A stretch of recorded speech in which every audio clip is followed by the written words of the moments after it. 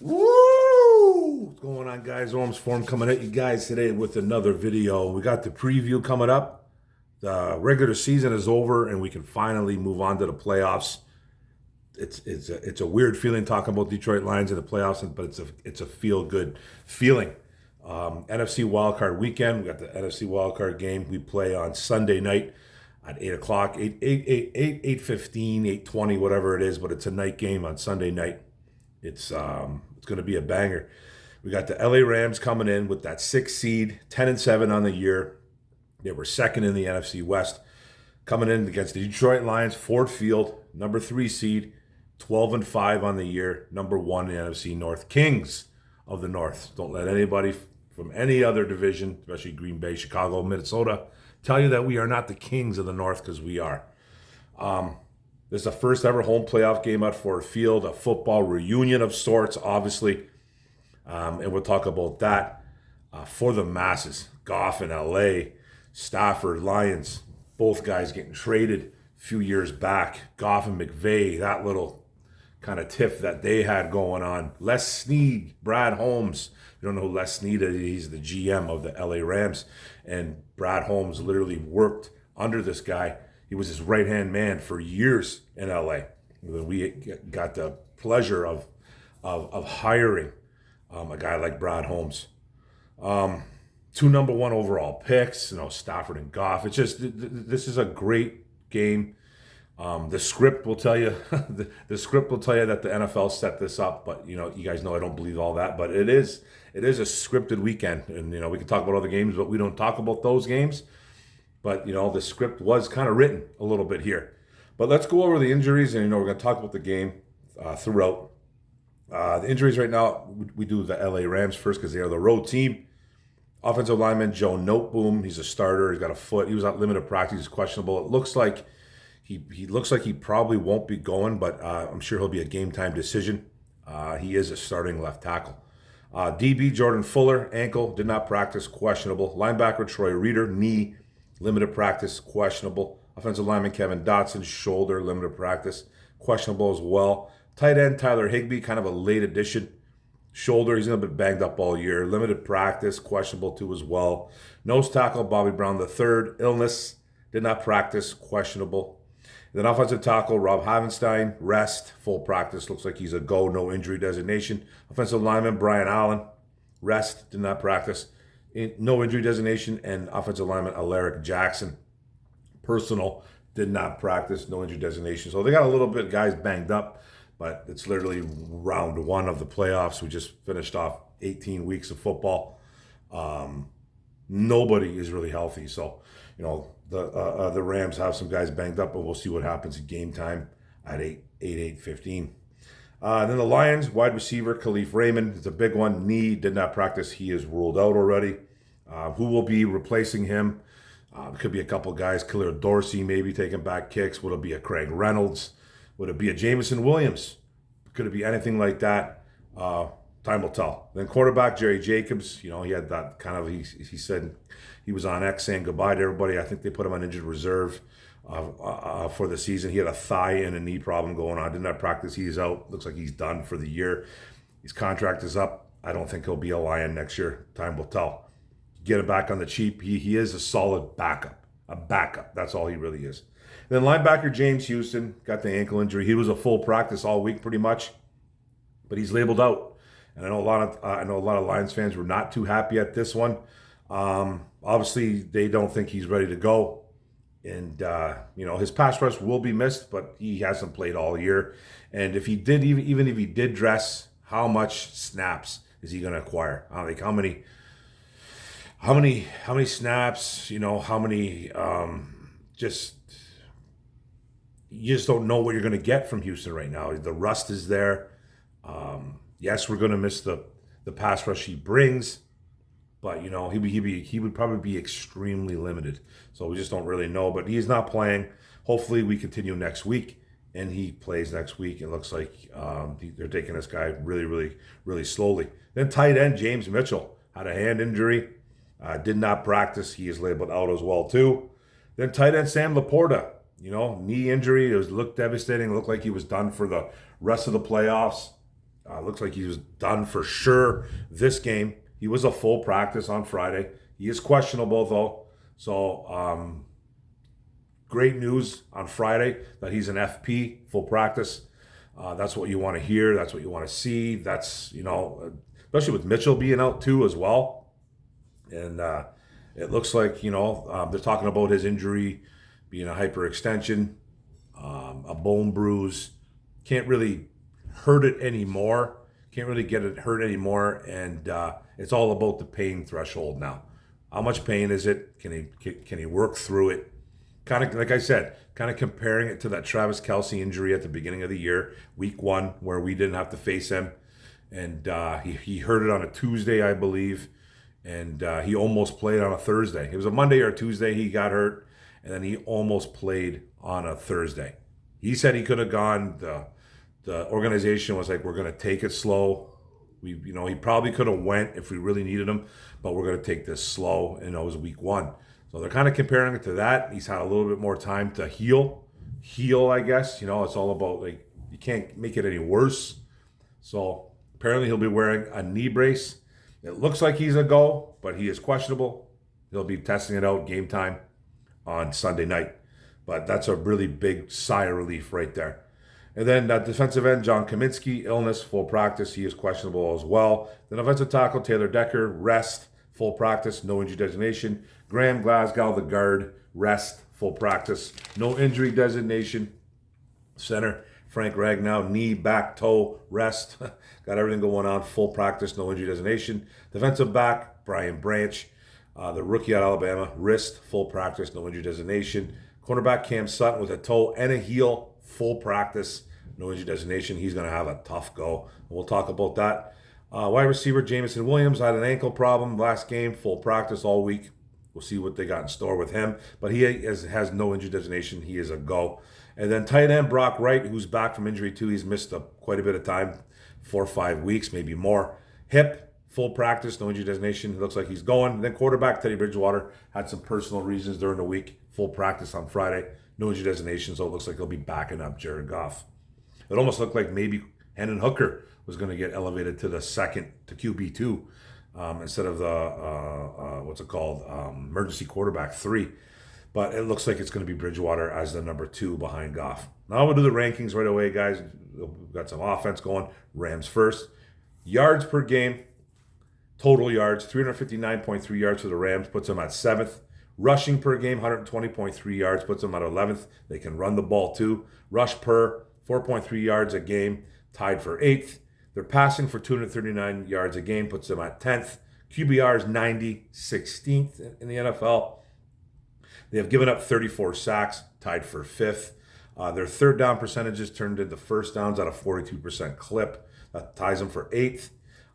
Their possession per game is 30 minutes, 48 seconds. That puts them at 13th. And points per game, they're scoring 23.8 points a game.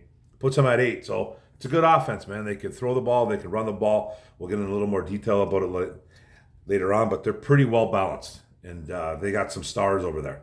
Now the Lions offense, fantastic, phenomenal offense. 394.8 yards total. Puts them at number 3 in the NFL. They rush for 135.9 yards a game. Puts them at 5th. 4.6 yards per rush. Puts them at 5th. Passing for 258.9 yards. Puts them at 2nd in the NFL. QBR is at 98.1. 5th. So Goff's having a great year. They've given up only 31 sacks as a team, as an O-line. Tied for 4th in the NFL. They're turning third downs into first downs at a conversion rate of 41.5%. That's tied for 9th in the NFL. Possessing the ball at 31 minutes, 21 seconds per game, 5 in overall. And they're scoring 27.1 points a game, 5th overall in the NFL too. So if you're looking at these two offenses here, the Lions are pretty much trump the Rams here. The Rams have a very good offense, don't get me wrong, but the Lions have a much better offense. They really do. When it comes to overall look, they have a much better offense. And it's borderline elite. It really is. I'd still say it is elite. They're top 5 in almost every statistical unit or a category that you can think of. So, it's a great offense. It really is. Now let's go to the defense. Rams. Yards a game total, 337.9 yards a game total. That puts them at 20th. They're stopping the run. They're giving up 106.8 yards a game. Puts them at 12th. Per rush, 4.2 yards against. Puts tied for 7th. Their passing against is 231.1 yards against. Puts them at 20th. QBR against, 88, which puts them at 12. They've gotten 41 sacks on the year. Puts them at tied for 25th. They're stopping the third down conversion rate against is at a 38.6% clip, so it puts them at 21. They're possessing the defenses on the field at 29 minutes 34 seconds, tied for 12th, and they're giving up 22.2 points a game. That puts them at 19th. So, they do a couple things pretty decently. They stop the run at a little not bad clip. It puts them at 12 per rush, but you can throw on them. You can score on them. There's a defense that has some studs on them. Don't get me wrong. We'll talk about that too. But this Rams team is vulnerable. They are. They've played some great football down the stretch, but their defense, is vulnerable. But they have a couple guys that I am really worried about. Now the Lions defense, 336.1 yards total against, puts them at 19th. They're stopping the run at 88.8 yards a clip. Puts them at number 2 in the NFL, so they're really stymieing the run against everybody. Only giving up 3.7 yards per rush, puts them at 3. We are giving up 247.4 yards a game through the air. That puts us at 27th. That's a problem. And QBR against, 91.5. That puts us at 22, which is a problem too. Some quarterbacks are going to have some success against us. 41 sacks on the year as a defense, tied for 25th, just like the Rams. And the third down conversion rate against is at 37.1%. That ties us for 10th in the NFL, which isn't bad. And then they're on the field 28 minutes, 53 seconds, puts us at 5th in the NFL, which is pretty good. They're getting off the field at a pretty good clip. And they're giving up 23.2 points a game. That puts us at 23rd. So, we got some good things going on this defense, but we get gashed through the air. We are going to have a problem against quarterbacks. Doesn't matter who it is. People are all like, oh, look what Nick Mullins did to you. It doesn't matter who's coming into town. Nick Mullins threw for 400 yards. Matthew Stafford's going to do the same. He's not going to throw for 800 yards, but he's going to throw for probably 4. He's going to throw for 4 touchdowns. Hopefully we limit the touchdowns, but we'll talk about that. But we have a problem through the air. That's just plain and simple, guys. It's just, you got to put it through our heads. Everybody coming on here, everybody going on social media going, man, I hope the secondary steps up. Don't expect it. Really don't expect it. I'm not trying to be a downer here. I'm not trying to say, man, doom and gloom, but I just don't expect this defense to all of a sudden turn it around defensively through the air. We're just bad. We're just bad through the air. We got to rely on our offense. We got to rely on a couple key stops. We've got some key turnovers in some games, and that's what we're going to have to rely on. Plain and simple. No hate, no homerism, no doom and gloom, just pure facts right now. Now let's talk about the rosters, guys. Real fast. Quarterback Matthew Stafford coming to town. You know who he is, number 9. Carson Wentz backing him up. Running backs, Kyren Williams is a really good running back. Look out for that kid. Not a big kid, but he can get the job done. He's like 5'9", 195 pounds. Seriously, this kid is a really good running back. He really is. Catch the ball well, and he ran for over 1,100 something yards and like 12 touchdowns. So he's a good football player. And they got Ronnie Rivers, Royce Freeman, kind of Zach Evans, the rookie, kind of backing them up too. You don't see a lot of those guys, but you'll see a heavy dose of Kyren Williams. Wide receivers, this is where it gets real tough. Cooper Kupp, Puka Nacua, Demarcus Robinson's a solid one, and they got Tutu Atwell. Kupp and Nacua, remember those guys' names. You guys obviously know who they are. They're absolute ballers, and they get the job done. And don't sleep on a guy like Demarcus Robinson. He's played for a few teams in the NFL, Kansas City Chiefs, maybe the Bears. I'm not sure, but he's had a couple good key moments in LA this year. But Kupp and Nacua are the big problems. Then tight ends, Tyler Higbee, a little bit banged up, but he's a problem too. He's a big target for Matthew Stafford, and Stafford loves throwing to the tight ends. And they got guys like Bryce Hopkins. They got a rookie over there too as well. But Higbee is the guy, and we'll see if he suits up. The left tackle looks like it's Alaric Jackson. Joe Noteboom is their normal left tackle, but it looks like it's probably Jackson. He is a backup, but we'll see what happens there. Left guard, Steve Avila.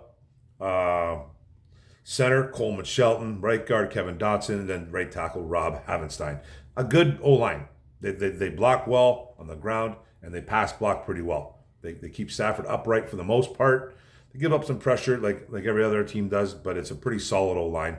They've done some good things in LA. Now the defense.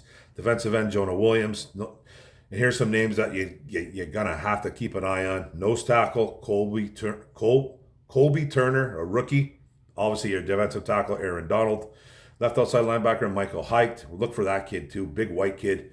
Left inside linebacker, Christian Rosaboom. Right inside linebacker, Ernest Jones. Right outside linebacker, Byron Young, another rookie. Him and Young and actual Turner, I think they either set a rookie record for most sacks as a D-line unit or just as a front seven. I think they had both acquired, between the both of them, I think it was 18 sacks. So they can get to the quarterback from a defensive line unit. They don't have a crazy amount of sacks.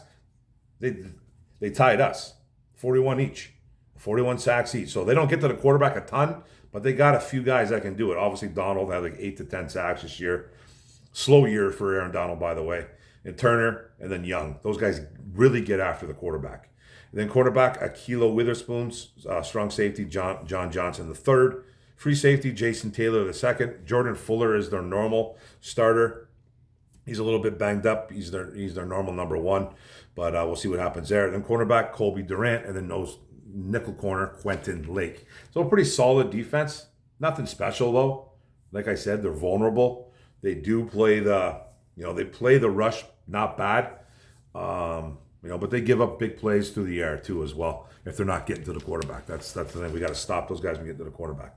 Now the Lions, quarterback Jared Goff, Teddy Bridgewater, Hendon Hooker around there. Running back Jahmyr Gibbs, the rookie out of Alabama. David Montgomery having had a great year. Craig Reynolds, wide receiver Amon-Ra St. Brown, Pro Bowler, All Pro, first team All Pro, by the way. Congratulations to St. Brown, absolute stud.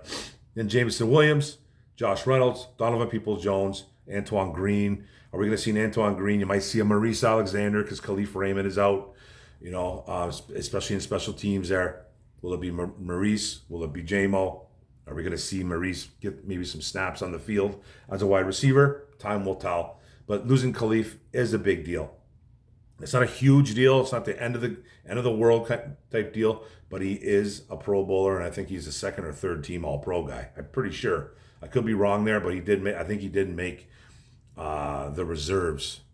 It was either reserves for the Pro Bowl, and maybe a second or third team All Pro. I could be wrong there, but he is going to be missed.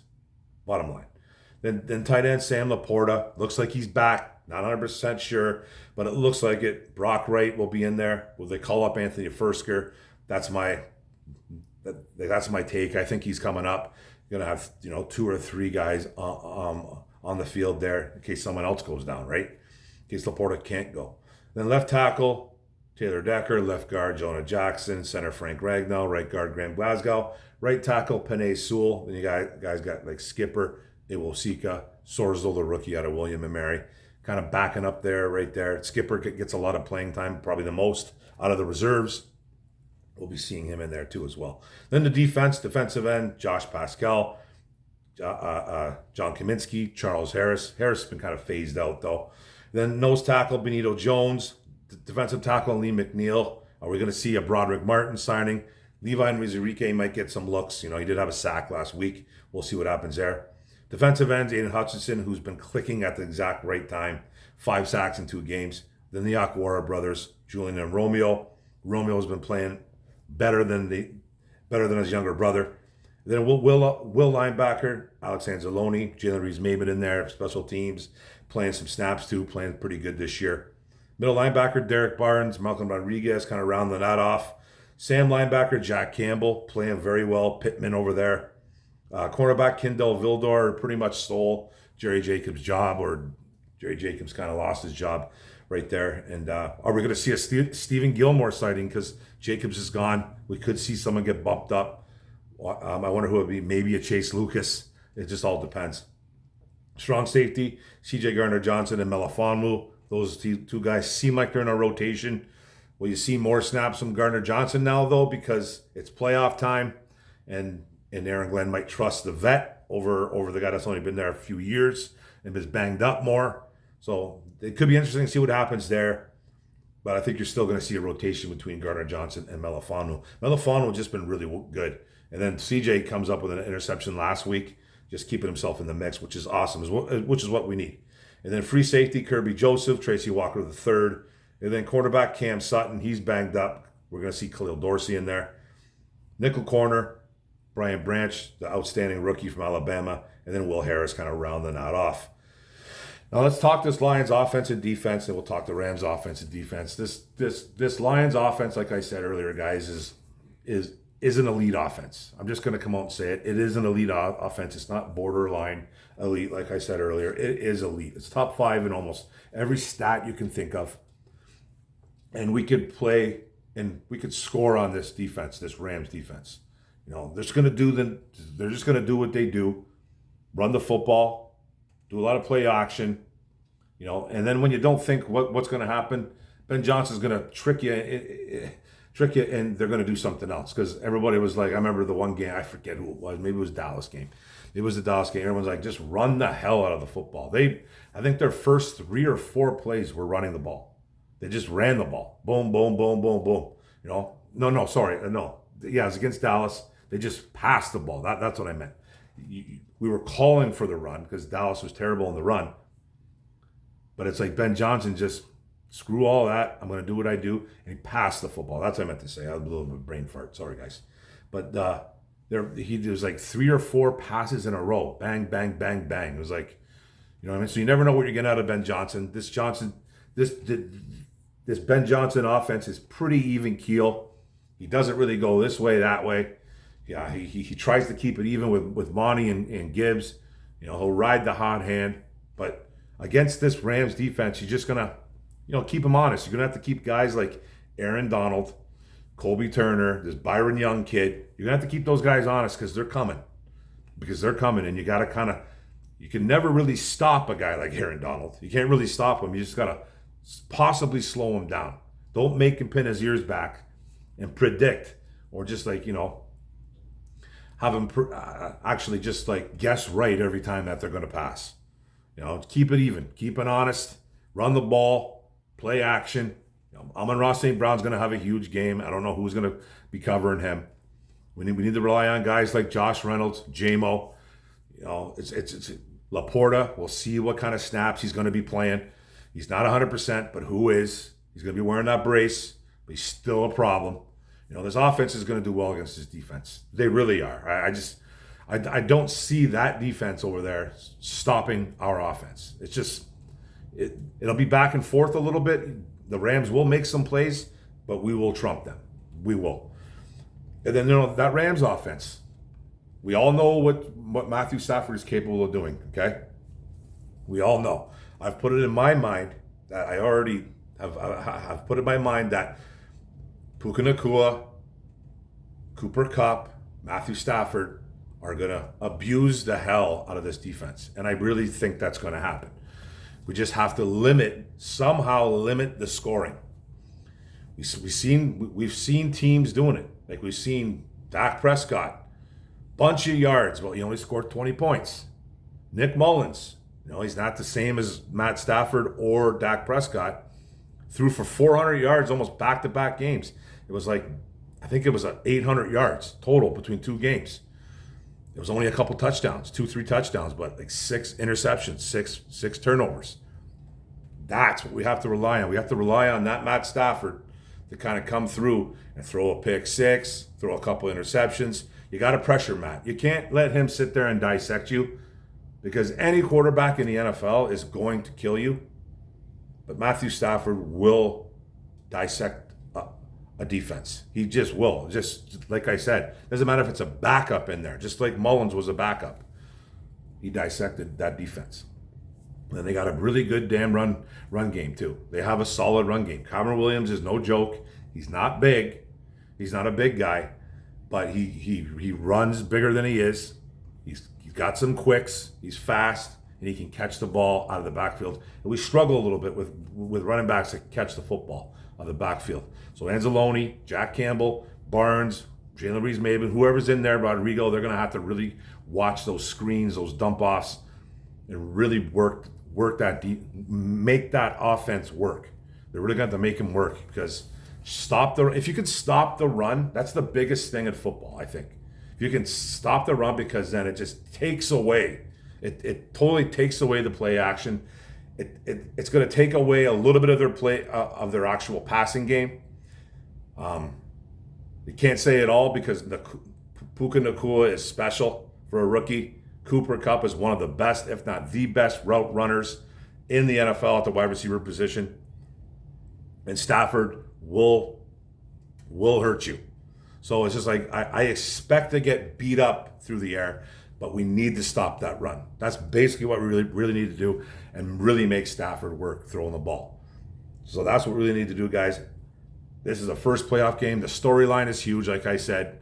McVay, Goff, Stafford, Snead, Holmes, number 1 overall picks. There's a huge storyline here. Can the Lions get the monkey off their back? It's all about this trade. Everyone's talking about the trade. Who won this trade? The Rams won the Super Bowl. The Lions are building. I personally think the Rams won the trade because the Super Bowl. I think the Super Bowl trumps everything. But we are building as a franchise. We are doing things right. And no matter what the outcome of this football game, I still think we're doing things right. I don't want to be one and done, though. I don't want to be one and done. And it will all fall on certain individuals, and we're not going to get into that right now, but it will fall on certain individuals if we don't win this football game. And we can talk about that when it happens. I can give my opinion. But I think we're winning this football game. I'm not picking against them. It's going to be a really good, tight game. I'm saying 27-23 Detroit Lions. We win this game. Just under 30 points.